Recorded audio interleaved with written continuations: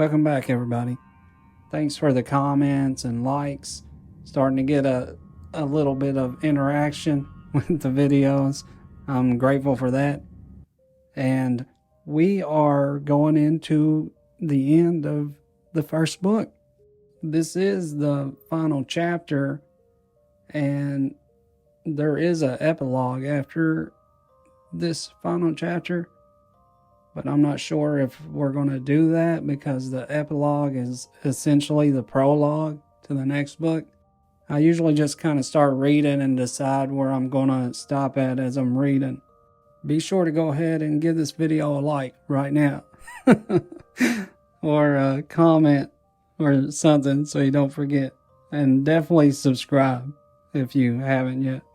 I'm going to just start reading where we left off last time and see what happens. The last time I would see a Brown for several years would leave a lasting impression.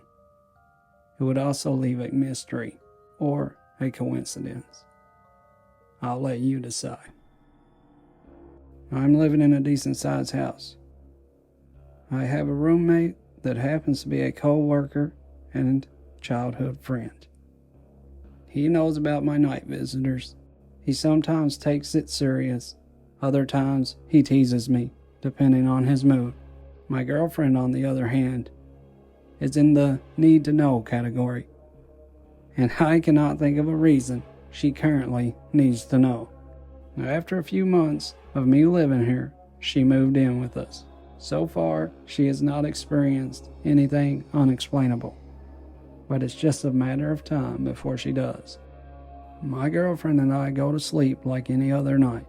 Except the lights are off nowadays. It's summertime, and there is no AC in the home, so my box fan stays in our bedroom window. The sound of the fan is comforting, but it doesn't do much to cool off the large room. That is until the early morning hours, when the temperature drops. I wake up cold and uncomfortable. I realize the blanket is off me. The bed is in the corner of the room. It is up against 3 large windows that reach from the floor to the ceiling. On the other side of the bed, next to the headboard, is a regular window. It has the box fan in it.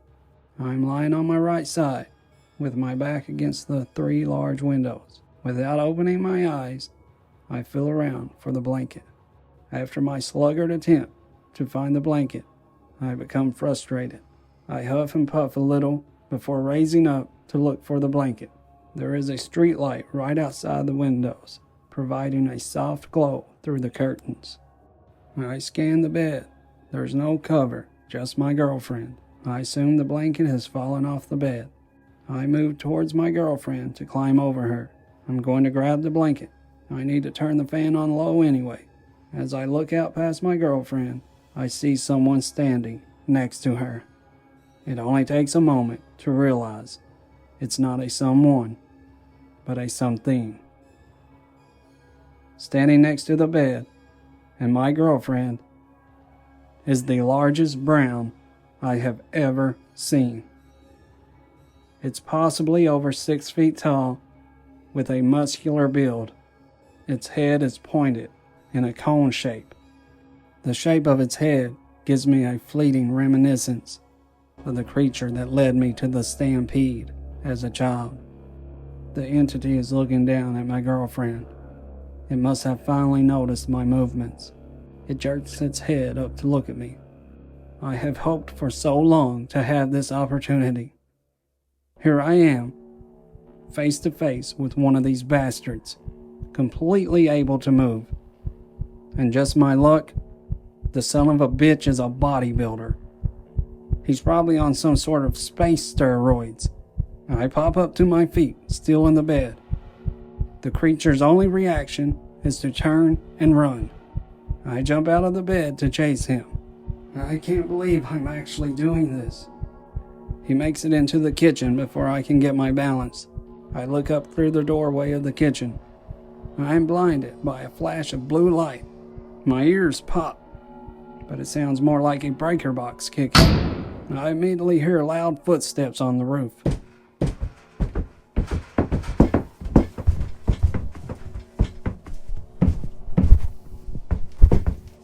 The steps are moving fast. They sound like they are backtracking above me. I watch the ceiling. My eyes are following the sound of the steps across the roof. The steps lead my gaze to the 3 windows. I run back to the bed, jumping over my girlfriend. I land next to one of the windows and jerk the curtain aside. The big brown alien is standing on the sidewalk next to the window. It's next to a telephone pole, and it's directly under the glow of the streetlights. The alien's brown skin doesn't look wrinkly as usual. I cringe at the sight of its cone-shaped head. The cone's tip seems to have an oddly shaped trim below it, almost as if he is wearing a brown crown. The alien raises his toned arms outward, making a crucified stance. He looks straight up to the sky. I cannot tell if the blue plasma-like beam comes down or if it just appears around him. It happens so fast, all I see is a strange blue light source engulfing the beam. I jerk my gaze upward as I watch a blue beam carry the alien straight up into the night sky. Feeling relieved the experience is over, my adrenaline wears off fast, simply because I have grown accustomed to these experiences. I pick the cover up from the floor next to my girlfriend. I spread the cover over the bed, not waking her, and I turn the fan on low. I climb into bed, not knowing what awaits us in the morning. Daylight fills the room as we sleep in. I roll over towards my girlfriend, and my knee feels wet. My girlfriend feels it the same time as I do. We throw the covers back to reveal a blood-soaked bed. We are both shocked at the amount of blood. It's everywhere. Our bodies are covered from the waist down. The blood is spread out all over the bed. The obvious source of the blood is between my girlfriend's legs. She has been late on her period, but nothing like this has ever happened to her. There is so much blood, we wonder if it was a possible miscarriage. A pregnancy we were unaware of. I don't tell her about what I had seen just a few hours earlier. She would not have believed me anyway. I would end up sleeping next to her for years, and this would never happen again. So did my girlfriend have a miscarriage? And if she did, was the entity's visit the cause of it? Or was it all just a coincidence? I have my own theory, but it has come from a lifetime of experiences. After so many run-ins with these entities, I have been able to take several small details and paint a big picture. I am hoping that people will be able to do the same thing after hearing my entire story. After I finally decided to try to communicate with these beings, I realized what a frustrating challenge it is to get them to trust. It really is like pulling teeth with these guys. But once I managed to start a dialogue with these extraterrestrials, they don't have a problem at all bombarding me with information. As a matter of fact, it starts to get to the point that I completely regret starting a dialogue. I mean, technically, I didn't initiate the back and forth. I had been trying to for a long time to break the ice with the Greys, so I was very surprised when a species showed up at my home that I didn't even believe existed at the time. I also had thought this species of aliens was part of a disinformation campaign initiated by our government, so it really surprised me, as well as filled me with terror when I woke up to find myself inches away, face to face with a tall white. I assure you, when we get to that point of my story, I will do my very best to explain things in layman's terms, just as the tall whites had to do for me. I hope you have gotten some type of satisfaction from my life story so far. It has been difficult at times to relive these events, but overall, it has felt good to finally document these accounts. There is some comfort in knowing these remarkable experiences will now live on. Keep in mind, this was just my life experiences from 4 years old to 19. Things don't start getting really interesting until my adult years, and my adult years is what we will be exploring in the next edition of this series. Until then, good night and sleep well. Okay, ladies and gentlemen, so that was the end of the first book. The next part of both of my series combined is the epilogue and the prologue of book 2. Now, it would be helpful for my channel if I went ahead and took the epilogue and the prologue and turned them into 2 shorter videos. That would help the channel with all of the feedback I'm getting from YouTube. That would help the channel. But I've always been very against the grain. Like, I like to take the path less chosen a lot, so I don't know if I'll turn that into 2 short videos or if I'll just do 1 video with the epilogue and prologue. So as far as the experience there with my girlfriend and myself, we were young. I knew my girlfriend since we were in elementary school, and she, as far as I know, she didn't know anything about my experiences at the time. I really kept a lid on it back then. When I was a teenager, I didn't want all the girls to know what was going on with me as far as that went. I had been waking up a lot, and the blanket being in the floor next to my girlfriend was very common. Like, we would wake up and the blanket would be off the bed and it would be laying there right next to my girlfriend, right up against the bed. And I don't even think that we had the bed up off the floor then. It might have been just a box spring and a mattress. I can't recall for sure. But the blanket would be laying there next to her as though I thought that she was pulling it off of her in the night. Like, I thought she was getting hot and she would just pull it off of her. But that's not like her, because she's a girl. She wants 15 blankets over her regardless of the temperature. But waking up and seeing this huge entity, in the book I said 6 feet. I mean, if you think about it, this entity was probably 7 feet tall. I mean, it was tall. I was on the bed, and when I stood up, I was still looking upward at it. I mean, the entity was really tall. He was really tall. I don't know what I was thinking. Like, man, I chased after it. I don't know why.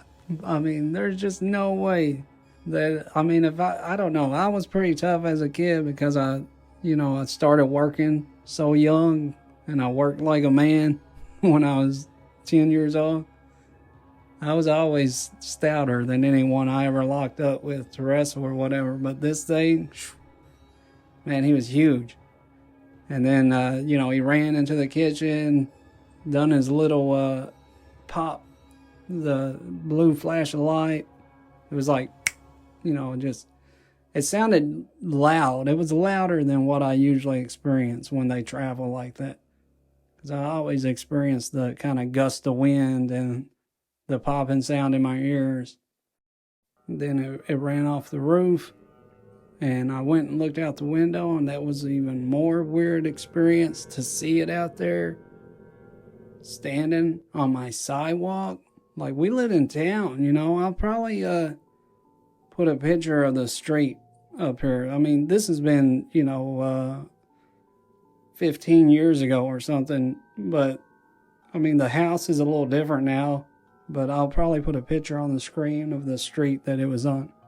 Definitely a lot has changed since then. The house doesn't even look the same, but I'm putting it on the screen so you guys can see that. Thanks everyone for watching and listening and commenting and subscribing. I'm grateful. I don't know what's going on with my mic today. I've been hearing like some kind of pulsating sound through my mic, and I've been pausing a lot to let that pass by. I don't know if maybe it's something across the street. My daughter is here today while I'm trying to record this. Maybe she's doing something in her room. I don't know. But if was any kind of audio problems with this, I'm sorry. I'm used to being by myself recording this, and I do it late at night. But, my daughter insisted on driving around last night when I could have been working on this. I also want to let everyone know that the problems that I was having with my employer, I went ahead and separated from them. That was an amazing job. I absolutely loved it, but I'm very, I'm set in my ways. I'm very set in my ways, I guess you could say. I have a resolve that cannot be moved. And, it just, that company was no longer the right fit for me. So now I'm back in the family business, and it's a lot of hard work. So I'm really tired when I get home nowadays, but obviously I'm going to keep on keeping on. So, actually I'm back to doing the same work that I was doing when I lived in the house that this video is about. Same exact work.